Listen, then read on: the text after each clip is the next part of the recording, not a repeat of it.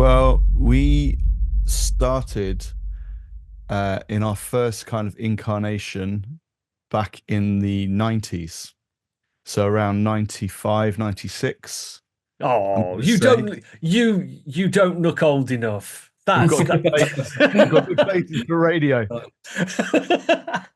Um, yeah, so Jimmy, I think, was 15 and I was 19. okay. So I'd just become a Christian, loved music, and straight away had this sense of calling, vocation to music and to make music that, the music that we loved, um, and to put stuff in a way that, we could explain, I guess, what had happened in our lives to people completely outside of the church. So yeah, that was kind of probably the first conversation Jimmy and I had in a pub in St Albans, and we got a band together with a few friends. I started off as the lead guitarist, and basically I started to write some songs which were more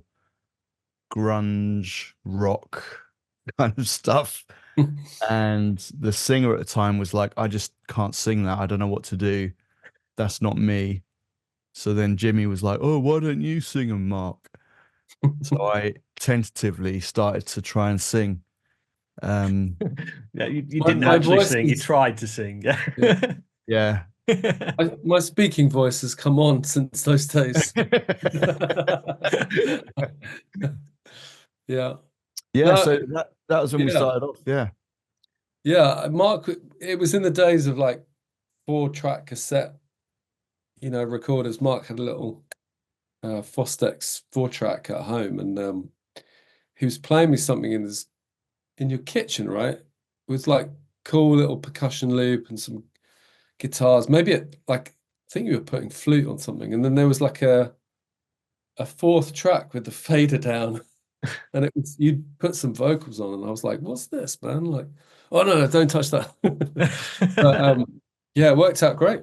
Yeah, here we are. Wow. Well, that's awesome, man. Because like back in the 90s, like my recollection of like UK music scene back in the 90s was like you was either gonna be like Blur or Oasis. That was like what everybody was doing. And you guys are like, no, we're doing like this grungy thing. So thankfully you went down the more than the Nirvana route than that.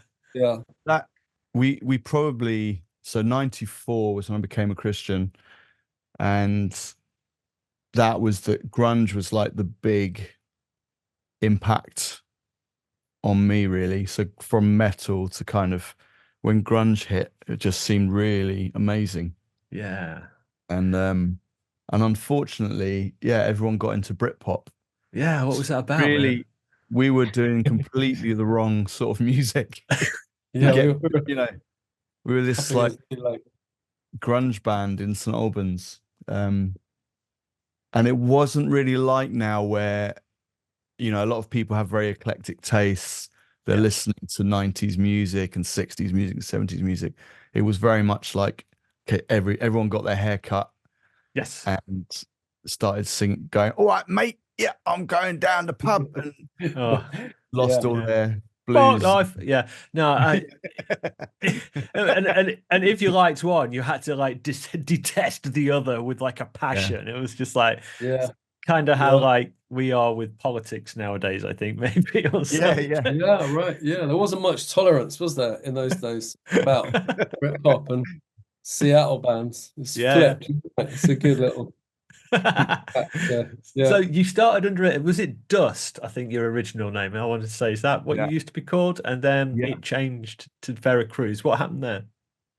So we did three independent EPs.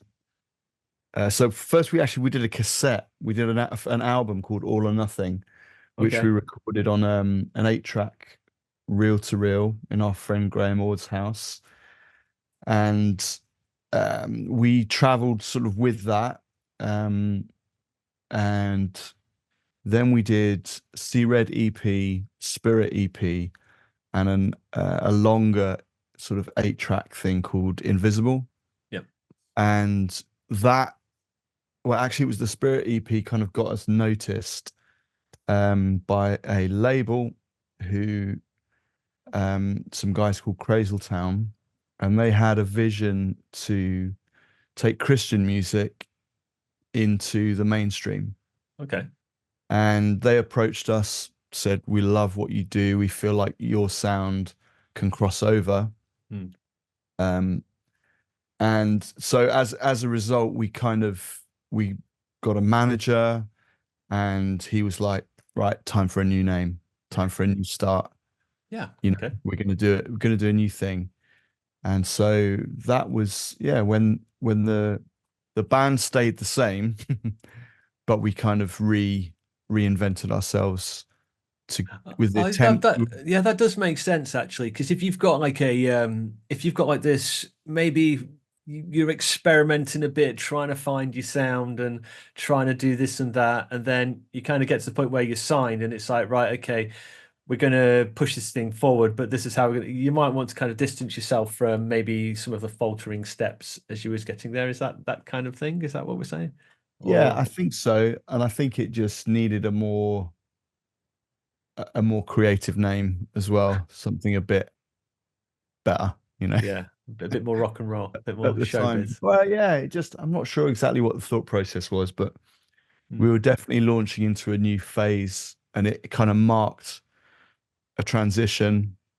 It also brought really I bought this lap steel guitar Mm.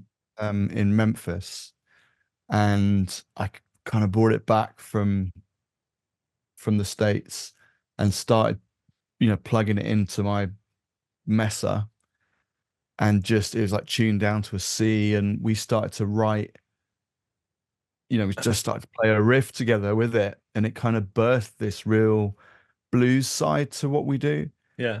which wasn't in dust. Although I've always loved blues, it was like some kind of mad, like Robert Johnson thing Yeah, yeah. mixed with grunge, and we already did. So it Oh, kind of that only happened when after we became Verra Cruz. Hey, this interview was recorded for the UCB1 Rock Show, the only place on national radio in the UK currently playing Christian hard rock and heavy metal. If you want to tune in, even if you're outside of the UK, why don't you go check out the information in the first pinned comment and the description below. Okay, let's get back to the interview. wow. So you just happened Yeah. to be in Memphis, and like you was in a music shop, and what did you just happen upon the lap steel, or was it? Yeah, Yeah. yeah, Aren't you it, glad that you so didn't like find a kazoo or something? It yeah. was- Well, it was funny because we were over with, so me and Jimmy grew up in the Vineyard Church, and always been involved in worship, yeah. Sunday morning worship, and we just had this crazy opportunity to go over and play a showcase Yeah. for the Vineyard movement to like these. I can't even remember who they were. It was very awkward. You had to kind of go and lead worship to people sitting at desks, sort of making notes. Yeah, it was a sales conference Oh, was it? at EMI. Yeah, Christian, and it was crazy. We played 3 songs, didn't we? We flew over there for a week and played Mm. 3 songs, and then Well, we extended our tickets, didn't we? yeah, it was we had a great time, and then we rented a car and Drove uh, to Memphis. Yeah. where are we? We're in Nashville. Hey, Memphis is 2 hours away. Let's go and see the Wow. King and buy Did you some go see gear. where he was buried? Did you go see where Elvis was buried and It see was all too the much perspective. Yeah. Yeah, we what happened was we drove into Memphis. We were like, I feel like we were in the suburbs, and Mark was like, "Hey, there's a guitar shop." So we pulled over, and there was like maybe 8 or 10 guitars in that whole shop. Mhm. And he picked out the lap steel, and the guy pulled it down off the wall, plugged it in. This guy called Billy Hatcher, and he just started playing the most incredible little kind of licks on it, and we were Mm. like, it was amazing. It was like, man, you've got to buy that. You've got to buy that right now. It was And really cheap. Yeah. and we were chatting to him, and we were like, right, what do we do? Do we go and should we go to Graceland or what else is there? And he said, "Oh, go to Sun Studios. You should go and do the Sun Studios tour." So we actually did that, which was amazing. I think we actually we went and bought a snare drum as well after that. Then we did Sun Studios, which was incredible. And then we got to the gates of Graceland, and they were closed. Oh. We missed it. Oh, gutted. But that is so cool that like that kind of journey that you took out to America, kind of like that you happened upon this like one key piece that gave you quite a unique sound when you came back. Yeah. And managed to incorporate that. That's really cool. It was amazing. Yeah, amazing. Awesome. Speaking of radio, Chris, I don't know if have you heard a guy called Bob Beeman? Pastor Bob? Pastor Bob. Yeah. Yeah. So we stayed with Pastor Bob in Nashville. We'd met him at something in the UK, and he said, "Hey, anytime you're..." So on that trip, we were just hanging out with him and staying in his basement. And he just strikes me as such a lovely bloke. He just looks, So it was super cool. Yeah. He had this house with lots of provision for bands just to come and stay. So he was kind of like wanting to be a safe place. Okay. Touring bands, and so he was just like, come and stay. So it was amazing. Oh wow, what an opportunity. That is brilliant. So tell me a little bit more about what you said. The record label approached you, wanted you to look more into being like a kind of a crossover artist, bringing Christian music. What was the kind of the strategy or the tactics? How did they want you to do that, and how did you do that? How did you go about bringing kind of a Christian message into mainstream music? Well, that's a really good question. It kind of involved going in with some producers. The main strategy was to make some amazing music. That was the thing. It was like, get with some producers, get in some good studios, work on some songs. Right. Then we went on a whole kind of mission of again going to the States, approaching labels, doing showcases, industry events, gigs. We started sort of touring, releasing singles, and we got a few kind of bites, like on radio. So I think we got played on Radio 1 once, and then we got picked up on like college radio in the States with a song Soul Collides, and that kind of blew up all over, started getting played at all these stations, and that really opened up something for us. And then it was like, okay, we've got to go to the States, we've got to get over there. So did we go 3 times, Jimmy, or 4? I think it was, I forget now, 3 or 4. This is over 20 years ago now, so yeah. In fact, we just reconnected with someone from that kind of time yesterday. We met up with an old friend in London yesterday who was helped us with that radio stuff, and he's still doing what he does, and we're still doing what we do. And it was great to kind of reconnect with him and like reminisce a little bit about that, because it was a lot of fun. That time we played in some like iconic venues like the Viper Room and really the Key Club.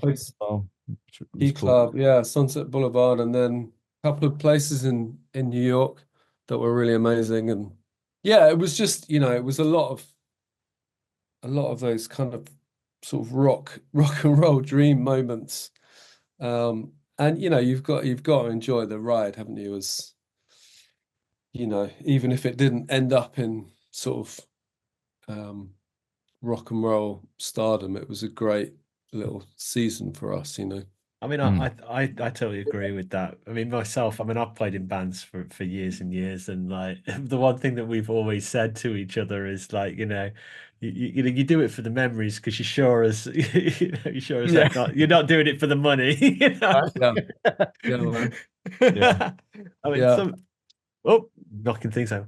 Some of the stories though that you get when you're going on tour, you really find out, don't you? Like who's the snorer, who's the who's the person with the the bad temper first thing in the morning and all of these kind of things, don't you? So Yeah, Yeah, you yeah, do.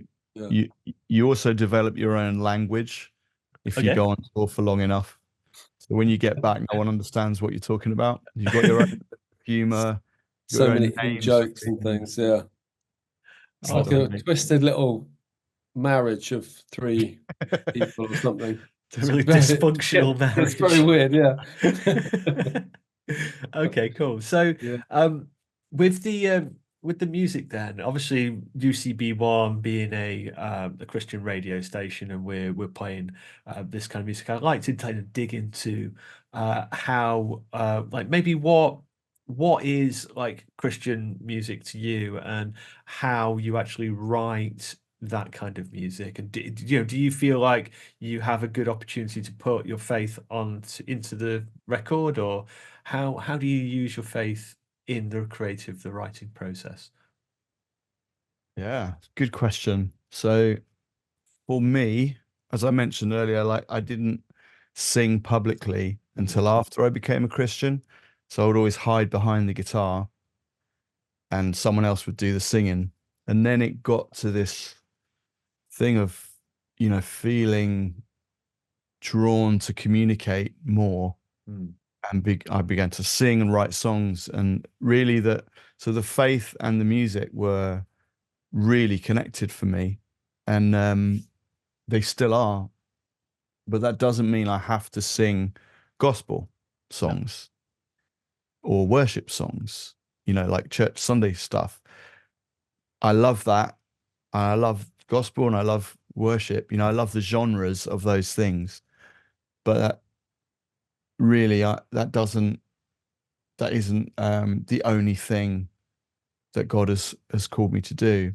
Mm. I heard a really cool thing the other day, and it was talking about calling, what God has called you to. And it said, like, find the thing that you love that, that makes you most alive, and use it to serve God and to serve people. Yeah. So you don't have to go and, sit in a monastery somewhere. If you love to play the guitar and you're amazing at playing guitar or whatever it is, do that, but use it to serve, use your gifts to serve. And I realized, I'm about to turn 50, I'm still kind of built the same way. I'm still the same person. I still love rock music. I still love blues and the guitar. I love to play the guitar. It's something that I'm made to do. God gave me these gifts, but it's not for me. If you just follow that passion, then it can become all about you, which is not, that's not being a Christian. That's being a narcissist. It's like you got to use those gifts, lay them down and say, what do you want me to do with this, God? And yeah, I think it's that thing of like holding it all lightly. But yeah, so to sing, to sing a love song to my wife, that has as much value, as to sing a song with John 3:16 in it, Yeah. or to sing a song about going through a struggle or going through a difficulty. It doesn't have to have a Bible verse, to be a good thing for people to enjoy. It can be a fun song, make people laugh, cheer someone up. All these things are the kingdom, and I do believe that all art and all music is a gift from God, and it brings hope to people. You go to any concert, you go to a big gig, then maybe not Christians, they may, whatever it is, but people feel something that helps them carry on in life, helps them keep going. And it's not just the Christians who have that, it's music in general. is a Yeah. gift from God. Hey, real quick, if you're having a good time today, please remember to hit that thumbs up button and leave us a comment below. It really helps this to get shared out to more people. And if you really want to help do that, why don't you share this video with a friend or drop it in a social media group of choice? Okay, let's get back to the interview. You know, That is in the back of, you know, like sometimes when you're kind of thinking and maybe like Bible verses just kind of come up and it's like a Holy Spirit thing, but I've got Matthew 5:16 just coming up right there. Let your light shine before others, you know, so they will see your good deeds and give glory to your Father who is in heaven. And that's kind of what I'm kind of hearing from that, isn't it? You know, you're just like, you know, I'm creating this good thing and I'm putting it out there and I'm letting my light shine in front of all of these different people. And you know, I might not, you know, sometimes the songs are more of a like a gospel or more of a traditional Christian song, or sometimes it's just this is a song about joy. I'm just happy. It's a happy song, and you're just shining your light in front of people in a world really that's quite negative, can be, can't it? Quite cynical, and sometimes that can be the Christian antidote to quite a negative world, really, a dark world.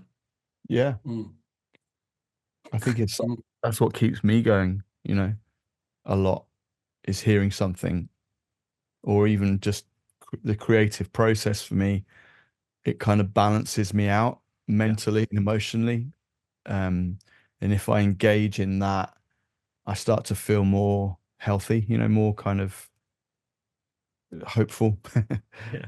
you know, I mean, less I think depressed. nah, man, I kind of see like a lot of the times I see the things that the world kind of sells us, you know, the latest widget that's like, you know, 5% better than the widget that they sold you last year. And you know what I mean? And you've got to pay another £1,000 this year for the next rectangular piece of glass that, you know, the fruit company wants to sell you every year, you know, and you've got to keep buying, you've got to keep up with the Joneses, you've got to keep up with, I mean, is my car as good as the next person's? Is like, you know, is my job as, and all of this stuff, and it's all just kind of like on this like treadmill of stuff, and it doesn't ever really result in joy.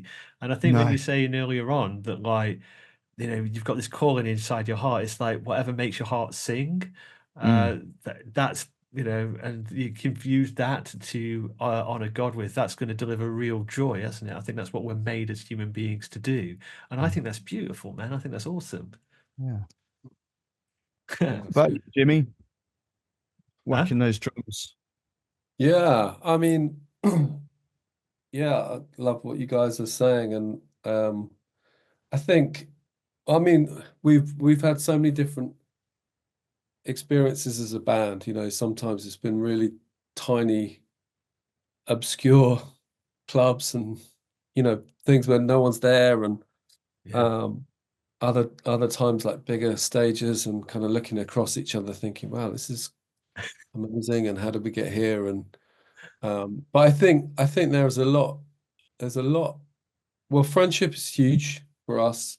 You know, we've been doing this for a long time. Sure. And Mark and Henry are two of my best mates, you know, and that just counts for so much at this point. Like, to make music with your friends is really life-giving, you know. And I think a lot of the time we still feel like 15, 16-year-old kids. Like, one of the things that we've said is like, I hope that if 15, 16-year-old me walked into a Bedford Esquires, you know, it's still like a place that we've played a few times, and saw our band, we would be like into that, you know, that Yeah. would, and I think there's that still that sense of like just wanting to connect on that sort of primal, visceral level. And then once you've established that connection, people are maybe more interested in what you're singing about. But I don't know, like, it's so much of being in a band is like the relational part of it, isn't it? It's how you are when you meet another band, when you're like Yeah. backstage, or the small stuff is so important, you know. Yeah. And I found that when you are just doing your day-to-day Christian walk, just the choices that you make, the things that you do, the things that you don't do, when you're on a stage or backstage or whatever, they're the things that kind of set you apart as being different. And then, people kind of see that, you're conducting yourself in maybe a different way. But it's very attractive, to people, to a world that's kind of like really kind of, I do find the world quite cynical and quite self-destructive. So I think when you're saying that, like, hey, that's when people kind of are more happy to ask you about, like, I guess, your faith or why you do what you do. That, for me, that's the difference between, in kind of leadership, pushing and pulling. Instead of pushing your stuff onto people, you're pulling them along with you. And I think that's a really Yeah, great way of interesting. doing it. Yeah. I think like there's a different moment culturally that we're in than when we started. And when we started, there was a lot more antagonism towards Christianity, Jesus. Like we got a lot of crap for being Christians, being a Christian band, or because we played in normal places, in pubs and with local bands and stuff like that. And not everybody, some people just enjoyed it, and but there was heckling and things like that. It seems like this generation, the young generation now, they don't seem so cynical. And they seem, to me anyway, I don't know what you guys think, but very open. And there seems to be, maybe going through the pandemic and all that sort of stuff has, I think, has opened up people in a new way. So I do feel hopeful in this moment in history. And I think it's okay now to sing spiritual stuff, and for people to be interested in that, and interested in people who believe in God and follow Jesus. I think there's something going on that's a bit different all of a sudden. So I hope that, we get another chance really to be that, to be a band who does that, who is real. We're just like everybody else, and we do want to follow God with this, and make rock music. That my whole journey with finding God, a lot of that came through music, and not just Christian music, but listening to, Bob Dylan singing, "Oh, the answer is blowing in the wind." Well, what does that mean? Well, it can mean a lot of things to a lot of people. That could be the Spirit of God, right? So God can speak through all of these. Bob Marley, "Don't gain the world and lose your soul. Wisdom is better than silver and gold. Give Jah thanks and praise." There's a lot of stuff that God is speaking through a lot of different people. And there's a guy called Danny Daniels, who's a Vineyard worship leader guy. And I remember he's a great dude, like a proper blues man. And him saying, he said, every thread of truth, if you pull it, you're going to end up at Jesus. Oh, that's amazing. I love know. it. And I never forgot that. I never forgot that, because that was my story. It's like, you're so hungry for, why are we here? All that sort of stuff. Why is there suffering? Why is there evil? Who am I? What is this all about? And you find these little, like, you're starving, you know what I mean? It's like any little bit of truth, you kind of grab it and digest it. Yeah. That's fantastic. Well, unfortunately, we are totally out of time. So I'm going to say, Marc and Jimmy from Verra Cruz, thank you so much for coming, hanging out with me today and being on Rock Show. Thanks, Chris. It's Thanks great. for having us, man. Yeah. Hey, what a fantastic conversation with Marc and Jimmy from Verra Cruz. Really enjoyed that. And if you want to keep up to date with all of their latest music and find out about all of their tour dates and stuff coming up, all of their socials have been linked in the description below. Go check it out. If you've had a good time today, please remember to hit that subscribe button and come back next week when I'm going to be introducing you to a young upcoming band from America called Tricord. It's going to be amazing. Till next time, take care of yourself. See you later. Goodbye.